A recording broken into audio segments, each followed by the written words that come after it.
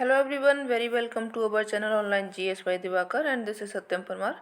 और आज का अपना टॉपिक है जिसमें ज्योग्राफी के पीवाईक्यू डिस्कस कर रहे थे।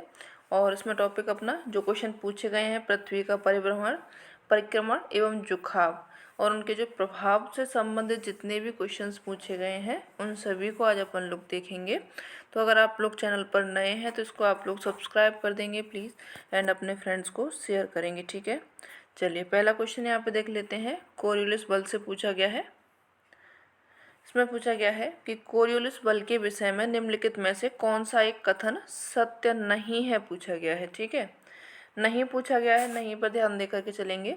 यह पृथ्वी के आवर्तन का प्रभाव है तथा यह एक काल्पनिक बल है। तो आप लोग को पता होगा जो कोरियोलिस बल है वो काल्पनिक है, माना हुआ बल है, तो ये तो ठीक हो जाएगा। इसमें नहीं पूछा गया है।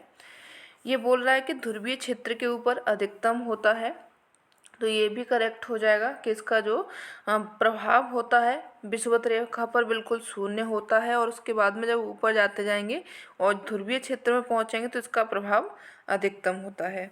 इसके बाद में यह प्रत्यक्ष रूप से घर्षण बल से संबंधित है। तो देखिए घर्षण बल क्या होता है। घर्षण बल जो होता है वो रगड़ खा करके चलता है, यानी टकराने से रगड़ यहाँ पे पैदा होता है। लेकिन यहाँ पे हवा का टकराव वगैरह से कोई संबंध नहीं है। और ये बोल रहा है कि यह वायु की गति के समानुपातिक होता है। ये भी सही है कि यह वायु की गति के समानुपातिक होता है। तो यहाँ पे जो सही नहीं से ऑप्शन संबंधित होगा वो आपका सी हो जाएगा। करेक्ट ऑप्शन यहाँ पे सी होगा क्योंकि ये घर्षण बल से संबंधित नहीं होता है, ठीक है। चलिए आगे बढ़िए। यहाँ पे व्याख्या दी गई है, देख लीजिए आप लोग। जो धरातल पर प्रवाहित हवाओं की दिशा और जो वायु दाब पृथ्वी के घूर्णन गति के द्वारा निर्धारित होती है, यह पृथ्वी में अक्षीय गति नहीं होती है। तो हवाएं क्या होती हैं, समदाब रेखाओं के समकोण दिशा में प्रवाहित होती।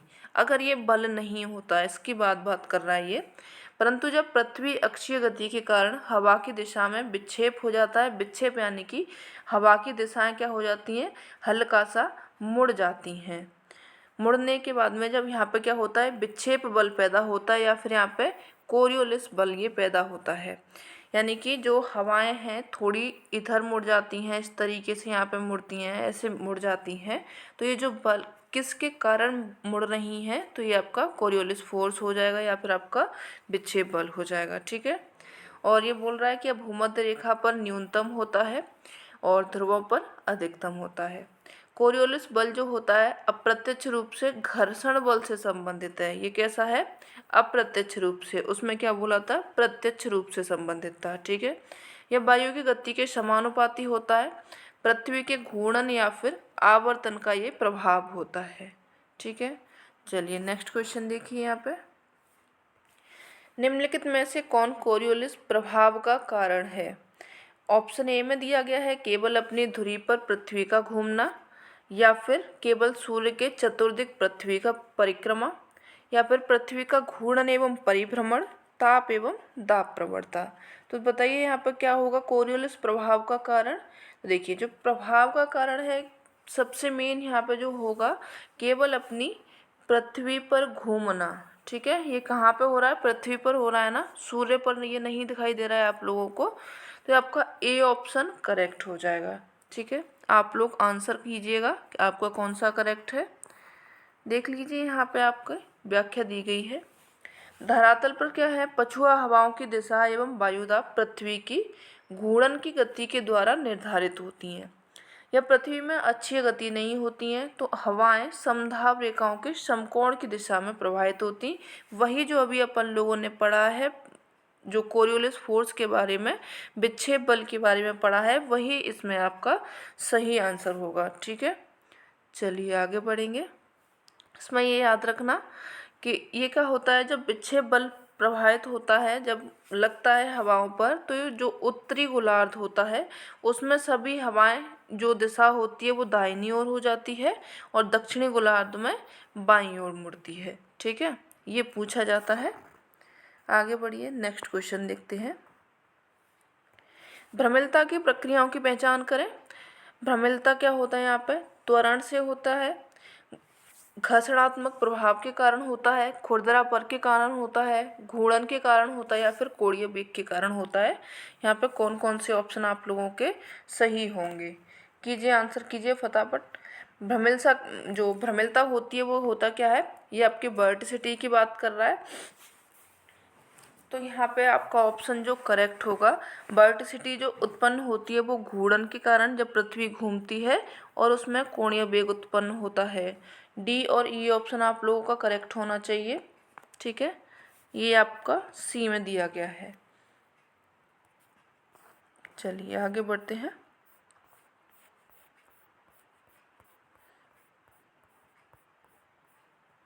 ये इसकी व्याख्या देख लीजिए। भ्रमिलता या फिर आपकी वर्टिसिटी की बात कर रहा है, तो ये प्रक्रियाओं में घूर्णन और कोणीय वेग के योगदान होता है।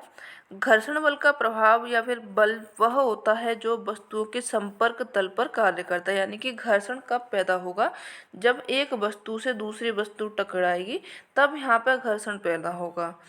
तथा सापेक्ष गति का विरोध करता है। यह किसी वस्तु का वेग समय के साथ में परिवर्तित होता है तो उस वस्तु के वेग परिवर्तन की दर को त्वरण कहा जाता है। ठीक है, त्वरण क्या होता है, जब वस्तु का वेग समय के साथ में परिवर्तन हो, यानी कि उसकी गति में परिवर्तन आ जाए तो वो क्या हो जाता है, त्वरण हो जाता है। आगे बढ़िए। पोलर फ्लीइंग बल निम्नलिखित में से किससे संबंधित है, ज्वारीय बल से, गुरुत्वाकर्षण बल से, पृथ्वी के परिक्रमण से या फिर पृथ्वी के घूर्णन से। तो आपका जो आंसर करेक्ट होना चाहिए यहाँ पे पोलर फ्लीइंग बल, ये आपका संबंधित है पृथ्वी के घूर्णन से। ठीक है, डी ऑप्शन करेक्ट है। पोलर फ्लीइंग बल का संबंध है पृथ्वी के घूर्णन से। वेगनर के अनुसार महाद्वीपीय विस्थापन के दो कारण यहाँ पर रहे थे।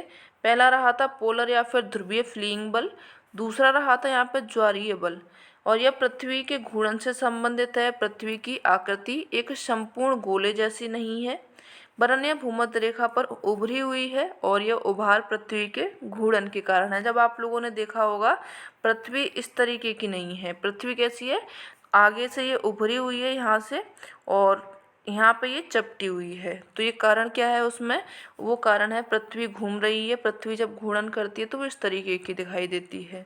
ठीक है, डी ऑप्शन आपका करेक्ट हो गया। आगे बढ़िए। पृथ्वी पर दिन और रात बराबर नहीं होते हैं, इसका कारण क्या है, पृथ्वी का धुरी पर घूमना या फिर पृथ्वी का सूर्य की परिक्रमा करना, भूकक्षा का अंडाकार होना या फिर पृथ्वी का धुरी पर झुका होना। क्या यहाँ पे करेक्ट होगा, आंसर कीजिए आप लोग।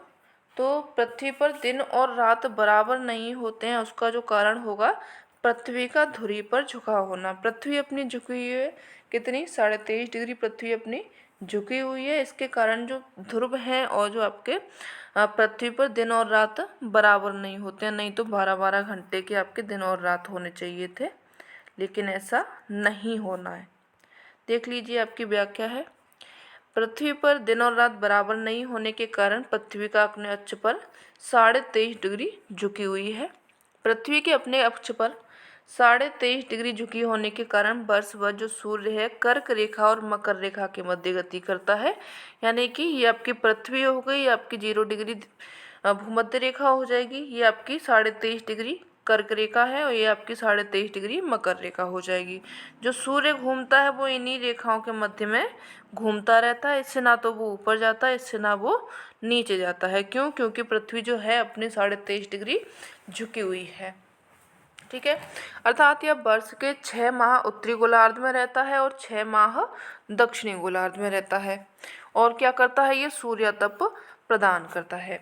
यदि पृथ्वी अपने अक्ष पर झुकी नहीं होती तो परिक्रमण गति होने से भी ऋतु परिवर्तन नहीं होता, यानी कि पृथ्वी अगर इस तरीके से यहाँ पे 23.5 डिग्री झुकी ना होती तो यहाँ पे क्या होता, ऋतु परिवर्तन नहीं होता और पूरी जो पृथ्वी है उस पर समान अवधि रहती, दिन और रात की, 12 घंटे का दिन होता, 12 घंटे की रात होती।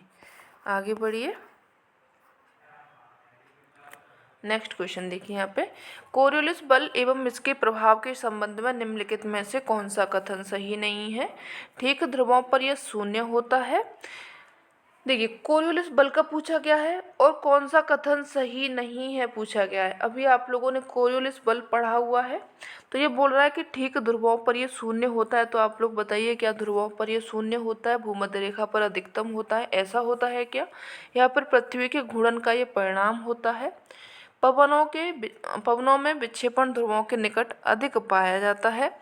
एक तरफ ये बात कर रहा है शून्य की, एक तरफ बात कर रहा है अधिक की। ठीक है, दोनों ही आंसर इसमें दिए गए हैं। उत्तरी गोलार्ध में पवनें अपनी दाईं ओर विक्षेपित हो जाती हैं, ये भी सही है। तो आप लोगों को पता होगा जो कोरियोलिस प्रभाव है, इसका जो प्रभाव होता है ध्रुवों पर अधिकतम होता है, भूमध्य रेखा पर शून्य होता है। तो यहाँ पे जो कथन सही नहीं होगा वो ए ऑप्शन करेक्ट हो जाएगा, बाकी के सभी राइट है। ठीक है, चलिए आगे बढ़ेंगे। अब इसकी एक्सप्लेनेशन नहीं देखेंगे क्योंकि इसकी कई बार देख ली है। आगे देखिए, नेक्स्ट है यहाँ पे सूर्य के चारों ओर परिक्रमण के दौरान पृथ्वी 4 जुलाई को सूर्य से सबसे दूर स्थित होती है, जिसे किस अपसौर का नाम दिया जाता है। एनेलियन या फिर उपसौर, सूर्योच्च अपसौर या फिर क्लोसेहेलियन। बताइए यहाँ पे क्या नाम इसको दिया जाएगा। देखिए पृथ्वी जो है अपनी 4 जुलाई को सूर्य के सबसे दूर स्थित होती है। ठीक है, ये इसमें दिया ही गया है और इसमें नाम भी दिया गया है अपसौर। तो इसको बोला जाता है क्या, सूर्योच्च या फिर इसको अपसौर बोला जाता है। और इसके बाद में इसमें जो सूर्य से दूरी होती है वो कितनी होती है, 15.20 करोड़। कितनी, 15.20 करोड़ किलोमीटर की यहाँ पे दूरी पाई जाती है, किससे, सूर्य से पृथ्वी की। ठीक है, अब पास कब होती है पृथ्वी सबसे ज़्यादा, 3 जनवरी का टाइम आता है। 3 जनवरी के टाइम में पृथ्वी सूर्य के सबसे नज़दीक होती है और यहाँ पे जो दूरी होती है वो होती है 14.70 करोड़ किलोमीटर की होती है। ठीक है, अपसौर में दूरी कितनी होती है, 15.20 करोड़ की। और उपसौर में ये जो स्थिति है आप लोगों की 3 जनवरी वाली, ये स्थिति होती है उपसौर की। ठीक है, और इसमें दूरी कितनी होती है, 14.70 करोड़ की। अपहेलियन इसको बोला जाता है अपसौर को, और उपसौर को बोला जाता है पेरिहेलियन। ठीक है, चलिए आगे बढ़ेंगे। यहाँ तक आप लोगों को क्लियर हो गया होगा। नेक्स्ट क्वेश्चन देखिए, मौसम परिवर्तन पर दिन के समय और रात के समय की अवधि से भिन्नताएं निम्न कारण से होती हैं। मौसम परिवर्तन क्या होता है, क्यों इसमें भिन्नताएं होती हैं, कारण इसके पूछे गए हैं। पृथ्वी का दीर्घ वृत्ताकार तरीके से सूर्य के चारों ओर में घूर्णन होता है, या फिर पृथ्वी का इसकी धुरी पर घूर्णन, नत अक्ष पर पृथ्वी का घूर्णन, या फिर स्थान की अक्षांश स्थिति। तो यहाँ पे देखिए जो मौसम परिवर्तन है दिन और रात में ये अलग अलग होता है, इसका कारण क्या है। तो इसका जो कारण मेन हो जाएगा वो नत अक्ष पर पृथ्वी का घूर्णन हो जाएगा, यानी कि पृथ्वी अपने ही अक्ष पर घूम रही है। इसके कारण क्या होता है, दिन और रात के समय में भिन्नताएं आती हैं। वही क्वेश्चन है जो अभी अपन लोगों ने किया हुआ है कि अगर ऐसा नहीं होता तो 12-12 घंटे की रात होती, 12 घंटे का दिन होता। ठीक है, सी ऑप्शन करेक्ट है आप लोगों का। आगे बढ़िए। नेक्स्ट क्वेश्चन है यहाँ पे, एक पर्यवेक्षक को पृथ्वी की सतह से हमेशा चांद का एक ही फलक दिखाई देता है, कारण इसका पूछा गया है। इसकी पृथ्वी के चारों ओर परिक्रमण का मार्ग सूर्य के चारों ओर पृथ्वी के समान ही है, या फिर इसकी पृथ्वी के चारों ओर परिक्रमण की अवधि उसकी अपनी धुरी के चारों ओर घूर्णन की अवधि के समान है, या फिर इसकी घूर्णन की अवधि पृथ्वी के समान है, घूर्णन की दिशा पृथ्वी के समान ही है। बताइए इसका सही आंसर क्या होना चाहिए, क्यों हमें चांद का एक ही फलक दिखाई देता है, दोनों फलक दिखाई नहीं देते हैं। तो देखिए यहाँ पे जो सही आंसर होगा वो पृथ्वी, यहाँ पे सही आंसर होगा कि इसकी पृथ्वी के चारों ओर परिक्रमण की अवधि उसकी अपनी धुरी के चारों ओर घूर्णन की अवधि के समान होती है, यानी कि जो पृथ्वी है उसी साइड में आपका चांद है, वो भी इसी तरीके से घूमता रहता है, पृथ्वी भी घूमती रहती है। इसके कारण हमें क्या होता है, चांद का केवल एक ही फलक दिखाई देता है, दूसरा फलक हमें अभी तक दिखाई नहीं दिया है और देखा भी नहीं। ठीक है, चलिए आगे बढ़ते हैं। पृथ्वी एक घूर्णन लगभग कितने समय में पूरा करती है? 24 घंटे में, 22 घंटे में, 26 घंटे में या फिर 20 घंटे में? क्या आंसर होगा इसका? देखिए, पृथ्वी अपना अक्ष पर जब घूमती है, पूरा चक्कर लगा के कंप्लीट करती है, वो कब हो जाएगा? 24 घंटे में ये पूरा कर लेती है। ठीक है, चलिए इसकी व्याख्या देख लीजिए। पृथ्वी का जो घूर्णन होता है लगभग 24 घंटे में पूरा करता है। पृथ्वी अपनी धुरी पर पश्चिम से पूरब की ओर में घूमती है। 1610 किलोमीटर प्रति घंटे की स्पीड से जाती है, यानी कि 23 घंटे 56 मिनट में ये अपना एक चक्कर पूरा करती है, 4 सेकंड। ठीक है, पृथ्वी अपने जो कक्षतल है उसके साथ में 66.5 डिग्री का ये कोण बनाती है। तो कभी कभी ये वाला क्वेश्चन भी पूछा गया है कि अपने अपने कक्ष पर ये कितने डिग्री का कोण बनाती है, तो ये भी आप लोग याद रखेंगे 66.5 डिग्री का। ठीक है, आगे बढ़िए। नेक्स्ट क्वेश्चन है, निम्नलिखित में से कौन सा कारक है जो कि कोरियोलिस बल की उत्पत्ति के लिए उत्तरदायी होता है? पृथ्वी का परिक्रमण, पृथ्वी का घूर्णन, पृथ्वी के अपने अक्ष का झुकाव या फिर ग्रहीय पवनों का तंत्र? क्या आंसर होगा इसका? अब तो आप लोगों को समझ में आ गया होगा कि पृथ्वी का घूर्णन ही क्या है। जब पृथ्वी घूमती है तो अपने साथ में इसका कोरियोलिस बल भी उत्पन्न हो जाता है। सी ऑप्शन करेक्ट हो जाएगा। ठीक है, और ये आपको पता ही है कि विषुवत रेखा पर कोरियोलिस बल 0 होता है। ऊपर जाते जाएंगे कोरियोलिस बल जो होगा वो प्रभाव में आता जाएगा। आगे बढ़िए, और प्लीज़ बैठे नहीं, चैनल को आप लोग शेयर कर दें। और मैं रिकॉर्डेड इसलिए लेती हूँ क्योंकि लाइव में बहुत टाइम लगता है। जितना अपन लोग रिकॉर्डेड लेक्चर में कंप्लीट करते हैं उतना लाइव में कम क्वेश्चन हो पाते हैं। चलिए आगे बढ़िए। रेडियो तरंगों को परिवर्तित करने वाली वायुमंडलीय परत को कहा जाता है? आयन मंडल, समताप मंडल, क्षोभ मंडल या फिर बाह्य मंडल? इसमें आंसर शो हो गया आप लोगों को, कोई बात नहीं है, पर बेईमानी मत करना, आपका जो मन गवाही दे वही आंसर लगाना। तो जो रेडियो तरंगें हैं ये आपके लेयर्स बटी हुई हैं, क्षोभ मंडल, समताप मंडल, मध्य मंडल, इस तरीके, और आयन मंडल, ये आपकी क्या बटी हुई हैं? वायुमंडलीय परतें हैं। ठीक है, तो जहाँ तक रेडियो तरंगें जाती हैं और वहाँ से लौट के वापस आती हैं, वो वाली ये परत पूछ रहा है कि कहाँ से जाती हैं। तो यहाँ पे आपका ऑप्शन करेक्ट हो जाएगा आयन मंडल। ठीक है, देख लीजिए, ये दिया गया है आप लोगों को कि पृथ्वी की 5 परतें हैं जिनमें आप लोग जानते होंगे क्षोभ मंडल सबसे निचली परत होती है। उसके यहाँ पर सभी मौसमी घटनाएं संबंधित होती हैं। अगर देखा जाए भूमध्य रेखा से ये 16 किलोमीटर होती है और ध्रुवों से 9 किलोमीटर तक होती है। आगे आप लोगों की समताप मंडल है। समताप मंडल आपके 16 से लेकर के 50-80 किलोमीटर तक की पाई जाती है, और इसमें ही आपकी ओजोन परत पाई जाती है जो कि हमारी सूर्य से आने वाली जो पराबैंगनी किरणें होती हैं उनसे बचत करती है। इसके बाद में आप लोगों की मध्य मंडल होती है, और इसके बाद में आपका आयन मंडल, और उसके बाद में बहिर्मंडल होता है। और इसमें ही डी परत, ई परत, एफ परत, जी परत ये सभी पाई जाती हैं। इनसे क्या होता है, रेडियो तरंगें परावर्तित होती हैं, पृथ्वी पर आती हैं। तो जो ऑप्शन सही होगा वो कौन सा हो जाएगा? ए ऑप्शन हो जाएगा कि यहाँ से आयन मंडल से यहाँ तक तरंगे जाती हैं, वहाँ से वापस होती हैं, उसके माध्यम से हम क्या, जब कॉल करते हैं ना, आप लोगों ने सुना होगा जब आप कॉल वगैरह करते हैं तो वो तरंगे कहाँ तक जाती हैं? वो यहीं तक जाती हैं। चलिए आगे बढ़िए। भूसंतुलन परिकल्पना की व्याख्या एयरी एवं प्राट के सिद्धांत के समन्वय के माध्यम से की गई है। हिस्केनन के द्वारा, होम्स के द्वारा, जॉली के द्वारा या फिर हैपफोर्ड के द्वारा? क्या आंसर आप लोग करेक्ट कर रहे हैं, बताएंगे? तो यहाँ पे देखिए, आंसर जो सही होगा वो हो जाएगा आप लोगों का हिस्केनन हो जाएगा। ए ऑप्शन करेक्ट है। व्याख्या इसकी देख लीजिए। भूसंतुलन शब्द का सबसे पहले प्रयोग जो किया था 1889 में डट्टन के द्वारा किया गया था। एयरी का मानना था कि सियाल सीमा के ऊपर में तैर रहा है। सियाल यानी कि सिलिका प्लस एल्यूमिनियम है, और ये तैर रहा है किसके ऊपर? सीमा यानी कि जो आपका सिलिका प्लस मैग्नीशियम हो जाएगा। मैग्नीशियम के ऊपर में ये सियाल की परत है जो अपनी परपटी वाली लेयर है जिस पे अपन लोग रहते हैं पृथ्वी पर। वो किस पर तैर रहा है?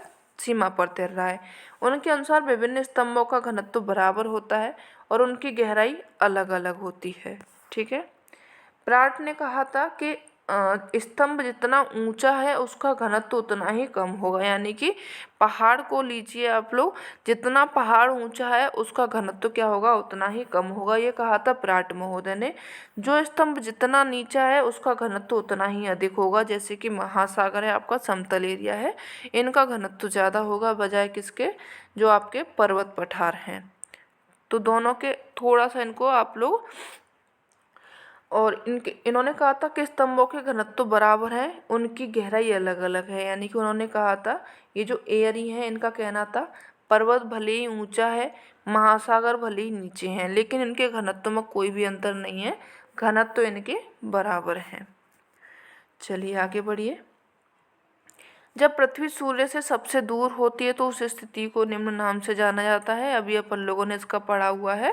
जब पृथ्वी सबसे दूर होती है, 4 जुलाई को पृथ्वी सूर्य से सबसे दूर होती है, तो ये जो स्थिति होती है वो कब होती है, अपसौर वाली स्थिति की बात कर रहा है, या फिर इसको अफेलियन इसको बोला जाता है। ठीक है, चलिए आगे बढ़ते हैं। नेक्स्ट क्वेश्चन देखिए यहाँ पे, क्या पृथ्वी के घूर्णन की धुरी में झुकाव पृथ्वी की सतह पर विकिरण की मात्रा को प्रभावित करता है? हाँ, अयोग्य है, नहीं, या फिर पता नहीं। तो जो पृथ्वी है इसके अपनी धुरी पर झुकाव है, पृथ्वी के विकिरण की मात्रा को प्रभावित करता है। तो इसका ऑप्शन जो होगा वो सही हो जाएगा। आप लोगों ने देखा होगा जो सूर्य विकिरण होता है वो क्या होता है, यहाँ पे दिन और रात की अवधि बराबर नहीं होती है, ऋतु में परिवर्तन होता है, धूप जो मिलती है, एनर्जी जो मिलती है वो भी बराबर नहीं होती है। तो यानी कि कारण क्या है इसमें, पृथ्वी पर जो झुकाव है उसके कारण यहाँ पे आप लोगों को डिफरेंस देखने को मिल रहा है। ए ऑप्शन करेक्ट हो जाएगा। चलिए आगे बढ़िए।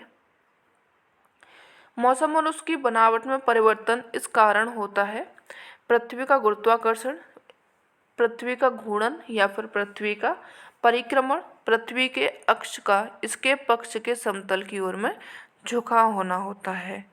बताइए इसका क्या आंसर आप लोग का करेक्ट होता है।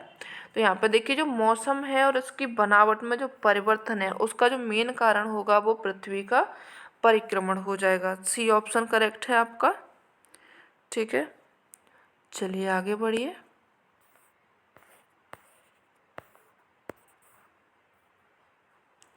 समोच्च रेखाएं होती हैं, क्या होती हैं, समुद्र स्तर से ऊपर समान ऊंचाई वाले स्थानों को मिलाने के लिए खींची गई रेखाएं, अक्षांश रेखाएं होती हैं, देशांतर रेखाएं होती हैं, या फिर बंदरगाहों को मिलाने वाली रेखाएं होती हैं। तो यहाँ पे आप लोगों का ऑप्शन, इसका तो सबको आंसर पता होगा, क्या होना चाहिए, बताइए क्या होगा। तो देखिए, जो समोच्च रेखाएं होती हैं वो समुद्र स्तर से ऊपर समान ऊंचाई वाले स्थानों को मिलाने वाली जो रेखाएं होती हैं उनको अपन लोग समोच्च रेखाएं बोलते हैं। ठीक है, ए ऑप्शन करेक्ट है। यहाँ पे और भी 2 रेखाएं दी गई हैं, समदाब रेखाएं। ये भी क्या है, कल्पित रेखाएं, काल्पनिक रेखाएं मानी गई हैं, जो समुद्र तल के बराबर घटाए हुए समान वायुदाब वाले स्थानों को मिलाती हैं, उनको समदाब रेखाएं बोला जाता है। इसके बाद में आती हैं आप लोगों की समताप रेखाएं। ये क्या होती हैं, ये भी कल्पित रेखाएं होती हैं जो कि समान तापमान वाले स्थानों को मिलाती हैं, इनको समताप रेखाएं कहा जाता है। आगे बढ़िए। फिर से वही क्वेश्चन है आप लोगों का, सबसे निकटतम दूरी कब होती है, 3 जनवरी को होती है। 3 जनवरी को स्थिति कौन सी होती है, 3 जनवरी को जो स्थिति होती है उसको कहा जाता है उपसौर या फिर पेरीहेलियन कहा जाता है। बी ऑप्शन करेक्ट है। चलिए आगे बढ़िए। नेक्स्ट क्वेश्चन है यहाँ पर, जब सूर्य, पृथ्वी, चंद्रमा तीनों एक सीध में होते हैं, यानी कि यहाँ पे आप लोगों का सूर्य हो जाएगा, यहाँ पे आप लोगों की पृथ्वी है और ये आपका चंद्रमा है। जब तीनों एक स्थिति में होते हैं तो इस स्थिति को कहा जाता है युति, वियुति या फिर सिजगी। तो देखिए, जब तीनों एक सीध में होंगे ना तो ये जो स्थिति होती है इसको कहा जाता है सिजगी। क्या हो बोला जाता है इसको, सिजगी बोला जाता है। सी ऑप्शन करेक्ट होगा। युति क्या होता है, युति होता है जब सूर्य और चंद्रमा क्या होते हैं, ये आपका सूर्य हो जाएगा, यहाँ पे आप लोगों का चंद्रमा हो जाएगा और यहाँ पे पृथ्वी होगी, यानी कि सूर्य और चंद्रमा एक सीध में होंगे, पृथ्वी इसके बाद में होगी। तो ये जो स्थिति बनती है इसको युति कहा जाता है। ए ऑप्शन करेक्ट है। सॉरी, ये ऑप्शन तो इसमें सी होगा। ये जो स्थिति होगी जब यहाँ पे सूर्य होगा, यहाँ पे चंद्रमा होगा और यहाँ पे पृथ्वी होगी, तो ये जो स्थिति है उसको कहा जाता है युति की स्थिति। ठीक है, और जो ब्योति होता है, तो इसमें ब्योति में क्या होता है कि एक तरफ आपका सूर्य हो जाता है, एक तरफ आपकी पृथ्वी हो जाती है बीच में, और एक तरफ आपका चंद्रमा हो जाता है। तो ये स्थिति जो होती है वो ब्योति की होती है। बी ऑप्शन करेक्ट हो जाएगा इसमें, ठीक है। लेकिन जो एक सीध में है ये आपकी सिजगी हो गया। आगे बढ़िए, ये यहाँ पे व्याख्या दी गई है, आप लोग पढ़ लेना।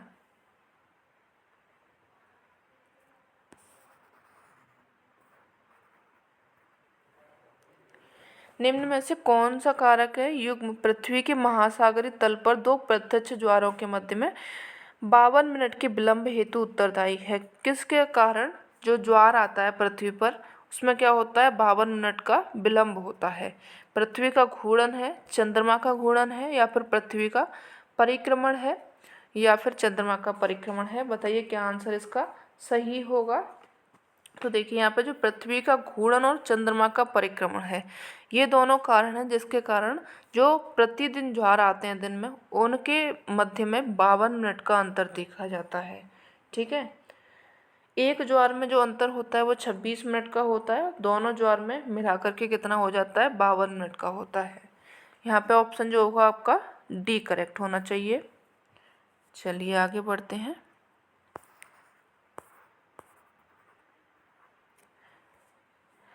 शरद अयानांत यानी कि 22 दिसंबर के समय सूर्य की किरणों के आपतन से कर्क रेखा पर निम्न में से किस कोण का निर्माण होता है? ऑप्शन यहाँ के आप लोगों के ऊपर दिए गए हैं।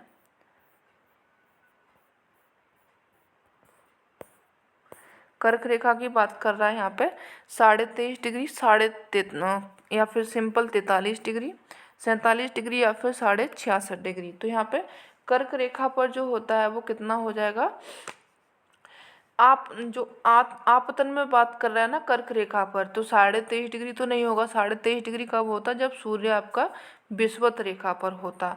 जब मकर रेखा पर सूर्य पहुंच जाएगा तो यहाँ पर कितना होगा आपतन, ये आपका 43 डिग्री की होगा, ठीक है। बी ऑप्शन करेक्ट हो जाएगा।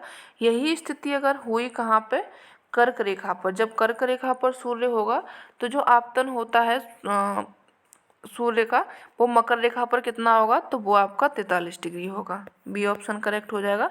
कर्क रेखा नाम सुन करके अपने दिमाग में सिर्फ क्या आता है, 23.5 डिग्री आता है, लेकिन थोड़ा सा इसको समझ के चलना है। ये आपतन की बात कर रहा है, यानी कि जब वो अपना सूर्य से एनर्जी आती है, सूर्य की किरणें आती हैं, उसकी बात कर रहा है, ठीक है। चलिए आगे बढ़िए।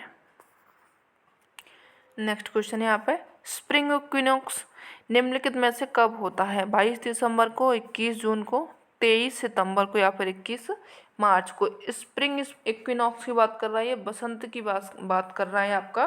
तो ये होता है आपका 21 मार्च को होता है। डी ऑप्शन करेक्ट हो जाएगा। ये बात किसकी कर रहा है, ये देखिए आपका सूर्य है, और कब ये आता है विषुवत रेखा पर, उसकी बात कर रहा है। तो यहाँ पे जो आपका बसंत इक्विनॉक्स है, या फिर आपका स्प्रिंग इक्विनॉक्स इसको बोल सकते हैं, तो ये आपका 21 मार्च को होता है। 23 सितंबर को बोरियल इक्विनॉक्स होता है। 21 जून को कर्क संक्रांति होती है, जब क्या होता है, सूर्य कर्क रेखा पर लंबवत होता है। 22 दिसंबर को मकर संक्रांति होती है, जब सूर्य मकर रेखा पर लंबवत होता है, ठीक है। और इन दो दिनों में 21 मार्च और 23 सितंबर को सूर्य विषुवत रेखा पर लंबवत होता है, ठीक है। चलिए आगे बढ़िए। ये जो आपका tropic of cancer and tropic of capricorn कहा जाता है, वो कब कहा जाता है, जब सूर्य 21 जून को कर्क रेखा पर लंबवत होता है, तो उसको कहा जाता है ट्रॉपिक ऑफ कैप्रिकॉर्न। मकर रेखा पर जब लंबवत होता है तो उसको ट्रॉपिक ऑफ कैंसर कहा जाता है, ठीक है। आगे बढ़िए। अपसौर की स्थिति कब होती है, ये आप लोग को रट गया होगा। अपसौर की स्थिति होती है 4 जुलाई को, जब सूर्य सबसे दूर होता है। आगे देखिए, कथन यहाँ पे दिया गया है कि वायु प्रवास सीधी रेखा में नहीं होता है। कारण उसका दिया गया है कि पृथ्वी के अपने अक्ष पर घूर्णन के कारण वायु का विक्षेपण होता है। तो देखिए, कथन में क्या है कि वायु का प्रभाव होता है जो सीधी रेखा में नहीं होता है, बिल्कुल। अभी वायु कैसी चलनी चाहिए थी, वायु इस तरीके से चलनी चाहिए थी, ठीक है। जब ऊपर से आती है वायु इस तरीके से चलनी चाहिए, इस तरीके से चलनी चाहिए, लेकिन उसमें क्या है, पृथ्वी अपने अक्ष पर घूमती है। घूमने के कारण यहाँ पे विक्षेपण बल पैदा होता है, जिसको अपन लोग कोरियोलिस बल के नाम से जानते हैं। तो ये क्या होता है, इस तरीके से वायु यहाँ पे विक्षेपित हो जाती है। इस तरीके से आप लोगों ने देखा होगा वायु विक्षेपित होती है, तो उसका कारण क्या है, पृथ्वी का अपने अक्ष पर घूमना। ठीक है, तो ऑप्शन कौन सा हो जाएगा यहाँ पे, सही विश्लेषण है ए ऑप्शन करेक्ट हो जाएगा। चलिए आगे बढ़िए। महीने में कितनी बार चंद्रमा एवं सूर्य एक ही सीधी रेखा में होते हैं, एक बार, दो बार, तीन बार या फिर चार बार। महीने की बात कर रहा है, ये साल की बात नहीं कर रहा है। तो जो महीना है उसमें सूर्य और चंद्रमा एक ही सीध पर होते हैं, दिन में महीने में दो बार होते हैं। ठीक है, और ये आपकी जो स्थिति होती है वो युति और व्युति की बात कर रहा है। इसी में आपका जो अमावस्या होती है, और ये जो पूरी स्थिति होती है सूर्य, चंद्रमा और पृथ्वी एक ही सीध में होते हैं, उसको सिजगी बोला जाता है। अभी अपन लोगों ने किया था। आगे बढ़िए। पृथ्वी की विषुवत रेखीय परिधि है कितनी है, 40,050 किलोमीटर, 40,076 किलोमीटर, 40,150 किलोमीटर या फिर 40,250 किलोमीटर। कितनी हो जाएगी यहाँ पे बताइए आप लोग, पृथ्वी की विषुवत रेखीय परिधि। तो यहाँ पे ऑप्शन कौन सा सही होगा, वो आपका सी हो जाएगा। 40,076 किलोमीटर क्या है, पृथ्वी की परिधि हो जाएगी, वो भी कौन सी, विषुवत रेखीय परिधि। ठीक है, इसकी व्याख्या देख लीजिए।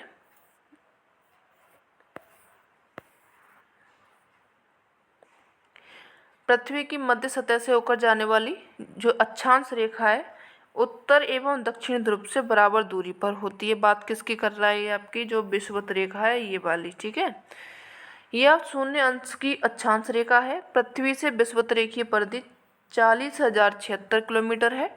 ध्रुवीय परिधि की अगर बात करेंगे तो 40,008 किलोमीटर है, इसको भी याद रख लेंगे। ठीक है, इसका कारण क्या है, विषुवत रेखीय क्षेत्र में उभार है, ध्रुवों की ओर में ये चपटा है, इसके कारण क्या होता है, परिधि में अंतर आता है। ठीक है, कभी आपको डिफरेंस पूछा जा सकता है, तो इसको आप लोग थोड़ा सा याद कर लेना। आगे बढ़िए। जब सूर्य मकर रेखा के उद्गम चमकता है तो समस्त विश्व में दिन और रातें एक बराबर होती हैं। दक्षिणी गोलार्ध में रातें दिन की अपेक्षा लंबी होती हैं। आर्कटिक क्षेत्र में रातें 24 घंटे के बराबर होती हैं।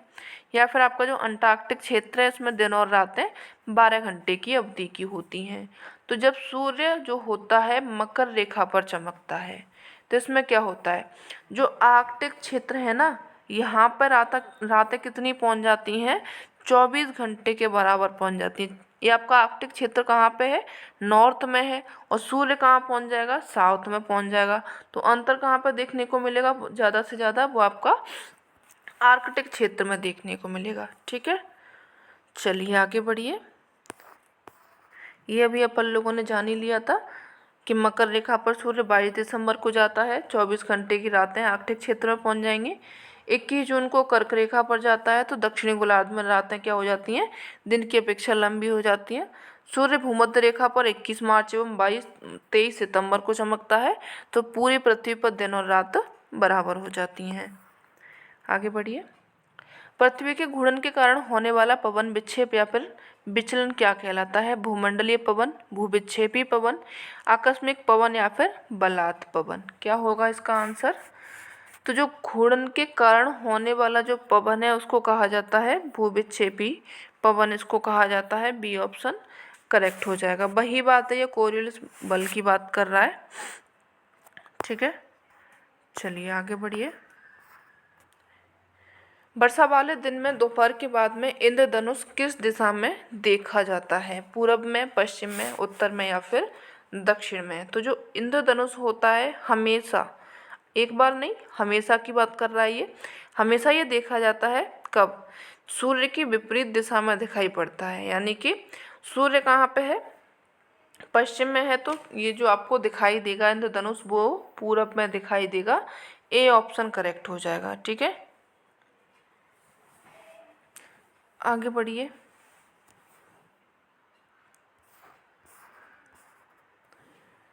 दो बसंत विषुव बर्नल इक्विनॉक्स के बीच में कितने दिनों का अंतराल होता है? 359 दिनों का, 182 दिनों का, 363 दिनों का या फिर 365 दिनों का। ये बात कर रहा है बसंत विषुव की, यानी कि पूरी साल बीत रही है इसमें। ठीक है, अगर ये बात करता 21 मार्च की एवं 23 सितंबर की तो इसमें कम समय होता, लेकिन पूरे दो बसंत विषुव की बात कर रहा है तो यहाँ पे जो अंतर होगा वो 365 दिन का होना चाहिए। ठीक है, यानी कि ये 21 मार्च से लेकर के 23 सितंबर को ये चमकता है सूर्य रेखा पर। यहाँ पे व्याख्या दी गई है आप लोगों की। सूर्य जो भूमध्य रेखा पर 21 मार्च से लेकर के 23 सितंबर, इन दो डेट को क्या होता है, कहाँ पर चमकता है? भूमध्य रेखा पर। 21 मार्च को विषुव को बसंत विषुव कहते हैं, और फिर से ये जब चमकेगा तो वो कब चमकेगा? 21 मार्च को ही। बीच में ये 23 सितंबर की बात नहीं कर रहा है। तो ये जो बसंत विषुव के बीच का टाइम रहा वो 365 दिनों का हो गया। अगर दो विषुवों के बीच की बात करता है 21 मार्च से लेकर के 23 सितंबर की, तो यहाँ पे जो दिन की अवधि होती है वो कितनी हो जाती? 182 दिन की होती। ठीक है, आगे बढ़िए। दक्षिणी गोलार्ध का ग्रीष्म अयनांत कब होता है? 21 मार्च को, 21 जून को, 23 सितंबर को या फिर 22 दिसंबर को। दक्षिणी गोलार्ध में ग्रीष्म अयनांत पूछ रहा है, तो ये कब होगा? जब मकर रेखा पर सूर्य लंबवत होगा। तो मकर रेखा पर सूर्य लंबवत कब होता है? ये आपका 22 दिसंबर को होता है दक्षिण में। ठीक है, डी ऑप्शन करेक्ट हो जाएगा। आगे बढ़िए। नेक्स्ट क्वेश्चन देखिए, दक्षिणी गोलार्ध में सबसे बड़ा दिन होता है कब होता है? 21 जून को, 22 मार्च को, 23 सितंबर को या फिर 22 दिसंबर को। तो वही बात है, जब सूर्य मकर रेखा पर लंबवत होगा तभी क्या होगा? दक्षिणी गोलार्ध में सबसे बड़ा दिन होगा। तो ये भी आपका ऑप्शन जो करेक्ट होगा वो 22 दिसंबर हो जाएगा। डी ऑप्शन यहाँ पे करेक्ट हो जाएगा। इसको आप लोग शीत अयनांत विंटर सोलिस्टिक के नाम से भी जानते हैं। आगे बढ़िए। 22 दिसंबर को सूर्य लंबवत चमकता है मकर रेखा पर। डी बी ऑप्शन करेक्ट है। सूर्य ग्रहण एवं चंद्र ग्रहण से क्वेश्चंस पूछे गए हैं, इनको भी देख लीजिए और इसके बाद में अपना ये कंप्लीट करेंगे सेशन। थोड़े से ही क्वेश्चन है इसमें। निम्नलिखित में से किन स्थितियों में ज्वार भाटा आता है? किन स्थितियों में आता है? एक मिनट।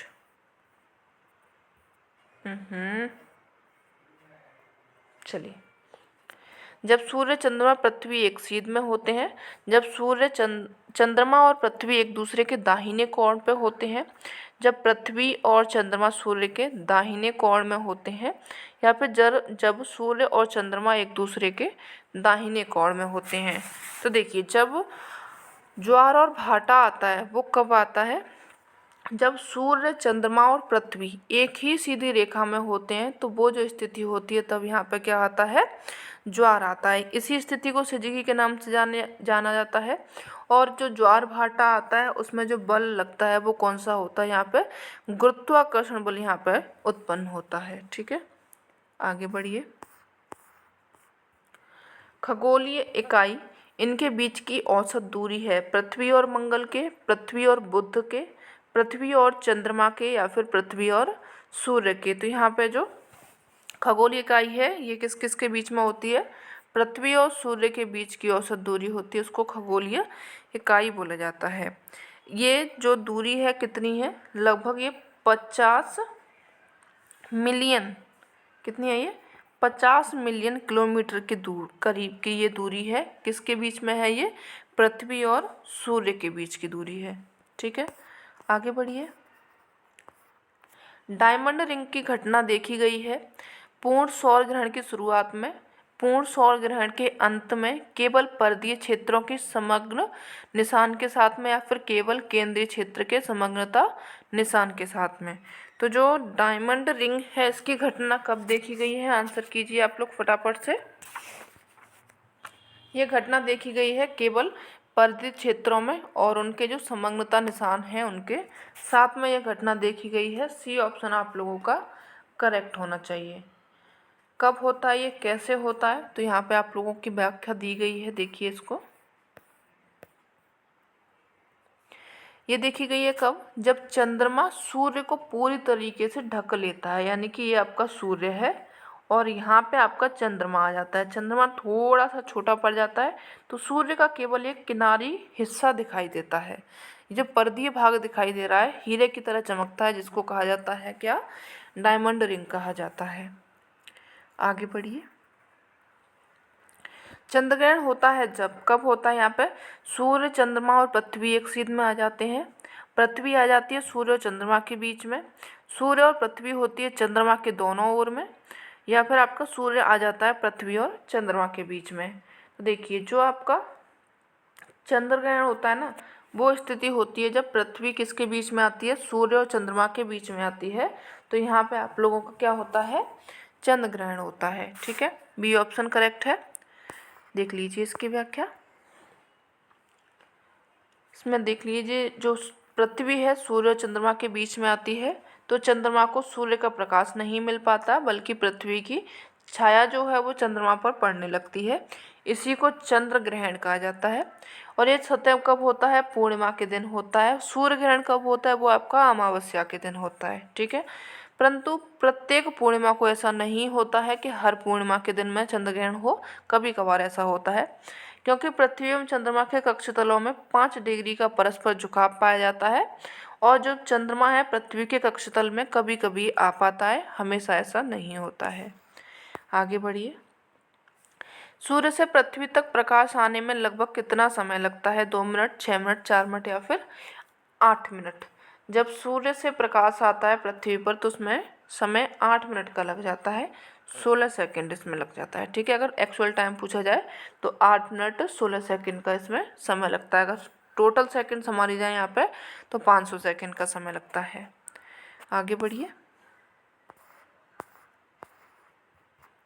सूर्य ग्रहण कब होता है? अमावस्या को, प्रतिपदा को, पूर्णमासी को या फिर कृष्ण पक्ष की अष्टमी को? तो यहाँ पे जो सूर्य ग्रहण है वो कब होता है? अभी अपन लोगों ने बात की थी, ये अमावस्या के दिन लगता है सूर्य ग्रहण। ठीक है, ए ऑप्शन करेक्ट है। सूर्य ग्रहण के टाइम में स्थिति क्या होती है? तो यहाँ पे देख लीजिए, जब चंद्रमा पृथ्वी और सूर्य के बीच में आ जाता है तो चंद्रमा की छाया पृथ्वी पर पड़ती है। सूर्य के प्रकाश पर पूर्ण रूप से पृथ्वी को नहीं मिल पाता, यानी कि जो सूर्य का प्रकाश है वो कहाँ पर नहीं पहुँच रहा है? पृथ्वी को नहीं पहुँच रहा है। तो ये जो स्थिति होती है इसको सूर्य ग्रहण की स्थिति कहा जाता है और ये हमेशा अमावस्या के दिन आता है। हर अमावस्या को नहीं आता है। ये इसका भी कैसा है? जो आपका चंद्र ग्रहण जैसा ही है। आगे देखिए, जब सूर्य और चंद्रमा पृथ्वी के एक ही ओर स्थित होते हैं तो उस स्थिति को निम्नलिखित में से किस नाम से जाना जाता है? अभी अपन लोगों ने किया था इसको, कंजंक्शन यानी कि युति की स्थिति कहा जाता है, जब सूर्य, चंद्रमा और पृथ्वी एक ही सीध में होते हैं। ठीक है, बी ऑप्शन करेक्ट है। आगे बढ़िए। अब यहाँ पे ग्रहों की स्थितियाँ दी गई हैं, परिणामी ज्वार भाटे दिए गए हैं। कब कौन सा ज्वार आता है? सूर्य और चंद्रमा, पृथ्वी, इनके केंद्र पर समकोण की स्थिति होती है। सूर्य, चंद्रमा और पृथ्वी एक सीधी रेखा में स्थित होते हैं। चंद्रमा पृथ्वी से समीपस्थ स्थिति में होती है, चंद्रमा पृथ्वी से दूरस्थ स्थिति में होती है। तो यहाँ पे देखिए, जब सूर्य और चंद्रमा पृथ्वी के केंद्र पर समकोण की स्थिति में होंगे ना तो यहाँ पे लघु ज्वार आता है। जब समकोण होगा तो ज्वार कैसा आएगा? लघु आएगा। ये आपका लघु ज्वार हो जाएगा। सूर्य, चंद्रमा और पृथ्वी की स्थिति एक सीधी रेखा में होगी। जब सीधी रेखा में होगी तो यहाँ पे गुरुत्वाकर्षण बल अधिक लगेगा, तो ये आपका दीर्घ ज्वार हो जाएगा। इसके बाद में जो चंद्रमा पृथ्वी से समीपस्थ स्थिति में होगी तो वो जो ज्वार आएगा वो कौन सा होगा? उपभू होगा। वही आपका ये बात हो रही है, अपसौर उपसौर से संबंधित कर लीजिए इसको। तो ये कौन सा हो जाएगा? जब समीप होगी तो उपसौर होता है, इसी तरीके से यहाँ पे उपभू हो जाएगा। जब चंद्रमा पृथ्वी से दूर होता है तो ये आपका अपभू हो जाएगा। ठीक है, तो यहाँ पे 2, 1, 4, 3 होना चाहिए। देख लेते हैं कौन सा ऑप्शन है। 2, 1, 4, 3 यानी कि ए ऑप्शन करेक्ट है। चलिए आगे बढ़ेंगे।